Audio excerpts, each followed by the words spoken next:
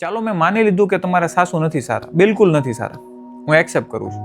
તમે જે કહો છો ને કે તમારા સાસુ નથી સારા, બટ હવે 5 મિનિટ માટે આ વાતને સાઈડમાં મૂકી દો અને હવે તમે એટલું વિચારો કે તમારો છોકરો આજે 5 થી 7 વર્ષનો છે, 15 વર્ષ, 20 વર્ષ કે 22 વર્ષ પછી એના લગ્ન થવાના છે, ત્યારે તમારી વહુ જે આવે છે, તમે એની પાસે જેટલું એક્સપેક્ટેશન રાખો છો એ ટોટલ એક્સપેક્ટેશન પૂરી થશે? તમે વિચારો કે આજથી 15-20 વર્ષમાં ઘણા બધા બદલાવ આવશે, ઘણી બધી ટેકનોલોજી, ઘણું બધું અપડેટ થશે, ત્યારે એ મોડર્ન હશે, તમે જૂના હશો. આજે આપણે મોડર્ન છીએ, માં જૂની છે, સાસુ જૂના છે, તો એની જગ્યાએ એ સાચા છે, તમારી જગ્યાએ તમે સાચા છો.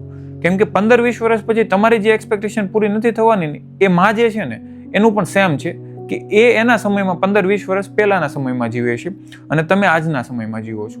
વાંક એનો પણ નથી, તમારો પણ નથી, ભૂલ એની પણ નથી, તમારી પણ નથી. ખાલી ને ખાલી ફરક છે ને આ જનરેશન ગેપનો છે અને જે બંનેની રિયાલિટીનો છે કે એક્સેપ્ટન્સ કોઈને કરવું નથી, જતું કોઈને કરવું નથી.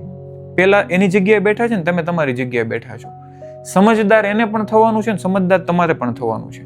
શરૂઆત આપણીથી કરીએ, એને સમજાવીએ, ન સમજે તો શરૂઆત આપણીથી કરીએ, મે બી પોસિબલ થાય તો. બાકી આનો કોઈ સોલ્યુશન નથી, કોઈ ડોક્ટર નથી, કોઈ જંતર મંતર દોરા ધાગા કાંઈ નથી. સાસુ સારા છે ને તમે સારા છો. ખાલી આ જે જનરેશન ગેપ છે ને આ પ્રોબ્લેમ છે બંને વચ્ચે. એક્સેપ્ટ કરો તો ચાલશે, બાકી તો આ જે છે એ તો થવાનું જ છે.